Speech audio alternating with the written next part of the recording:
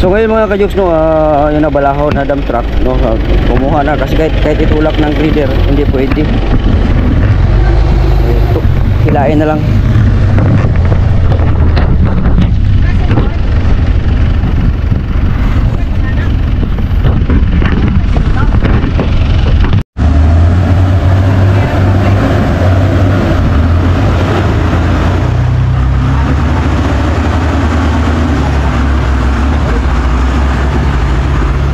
Dito yung ano na yan mga kadyos, kasi itulak tong ano, dump truck dahil nga ano, na balahaw.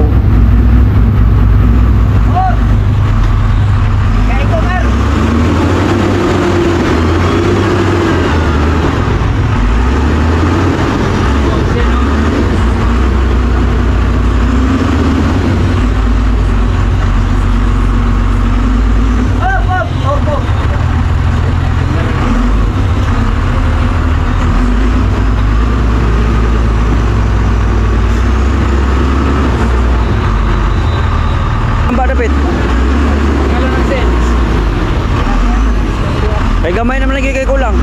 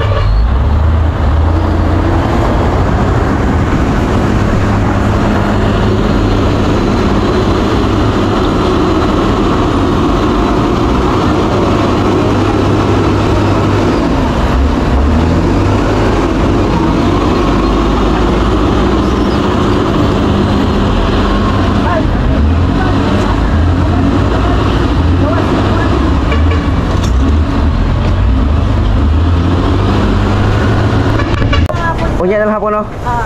Sige. Mga sa oras ka? Mga 2 oras daw, ma'am. Hindi na ba na una, sir? At dahil marami na akong labahan, kaya sumaglit muna ako dito sa laundry shop para magpalaba, para meron tayong masuot. Kasi ilang araw na lang, baka mamaya daan tayo makakaalis na at pupunta na naman ng Manila. So kailangan nating ma-ready ang ating mga gamit para may pasok na sa bag.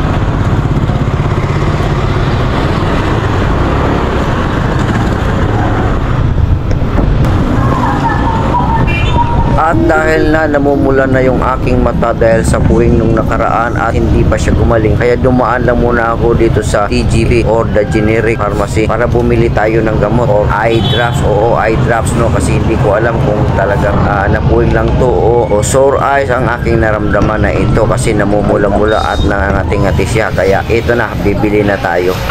Namoy eye drops. Eye drops kung sinong mata. Namula man niya. Oh. Naaka. Murag napuli mo guligod niya, murag namula ba? Ulag dito for Saan na siya? Pina, ma'am? Eye drops? Oo. Pila pa na? Salamat, sir.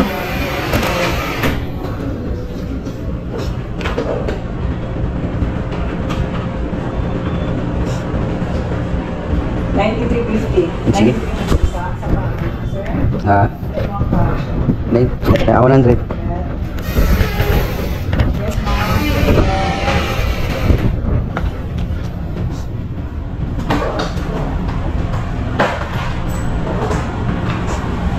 Pila kapatak na siya? Tulog ko isla. Dito sa inyo.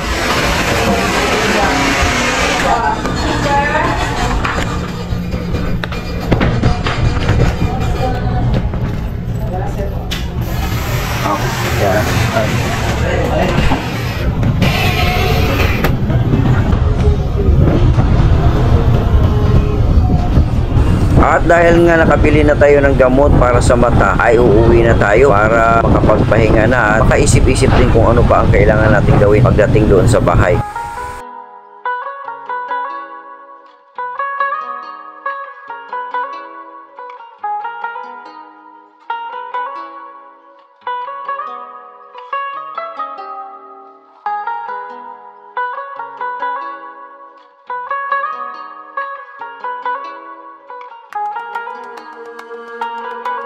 Oo nga pala, bigla ko lang naalala dahil schedule ko pala ngayon para pumunta sa LTO. Kaya ngayon pa lang pupunta na ako sa emission test para i-emission ang aking motor dahil ilipat ko ito sa pangalan ko. Ang ADV kasi ay nakapangalan sa aking kapatid simula noong umpisa pa lang, no, at ako lang ang nagbayad. Kaya lang siyempre may bago tayong batas ngayon na dapat ang gamitin mo na motor o ang nabili mo na motor sa iba ay kailangan nasa pangalan mo na. Kaya kailangan ko nang ilipat ito para wala nang problema pag ako ay magbiyahe at makatago ako ng mga point. Oo, checkpoint, delikado pag may checkpoint tapos hindi pala nakapangalan sa'yo, magkakaroon ka ng maraming violation. Kaya ito na sa emission test, tara na.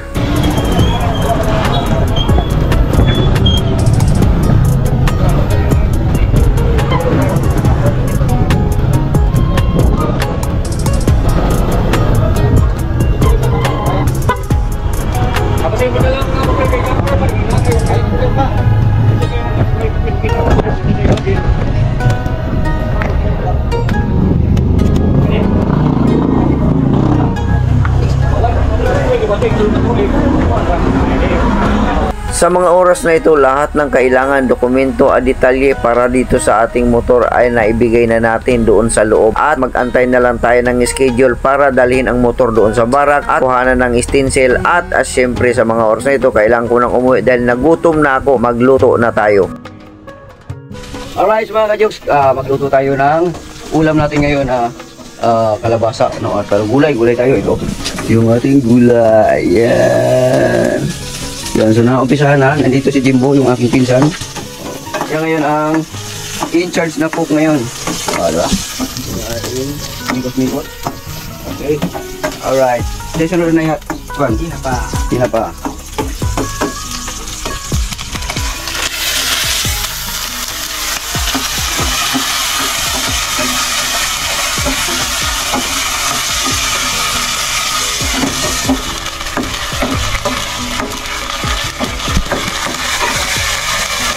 Mikos. Tapos kalabasa. Kalabasa.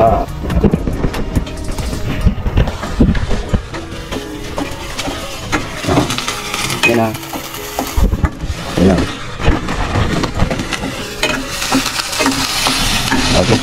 Alright, so narinig natin. Kusnikos lang sa. Alright. Alright, so mga jokes, ito na. Yun o, so yung finished product natin. Okay na. Yun, tinikman na ng pinsan ko. Yun. Ayos na. Alright, mga kajoks, ito na. At nag-upisa na tayong kumain. Kain na po tayo mga kajoks. Naubos kagad ang bahaw. Yung bagong kanin natin. At ito na yung ating finished product. Alright. So let's eat. Alright mga boss. Mga kajoks, kain tayo. Pakbit.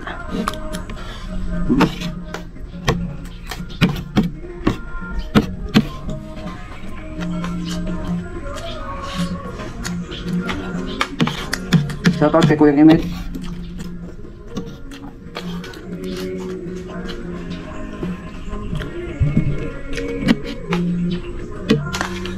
Kay Kuya Gado. Salamat kay Kuya Gado. Laging nandun sa comment section ko, nagko-comment. Kuya Gado, salamat. Paborito din ni Kuya Gado itong yung pakbit.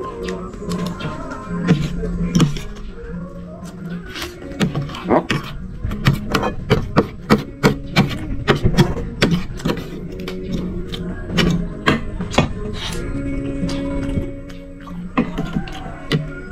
Ang gulay bilang. Okay na sana, okay na.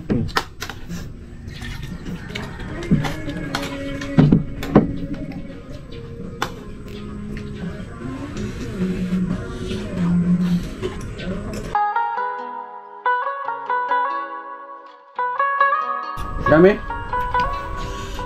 Ah, grabe. Di na makatulog. Kaya mi. Dami.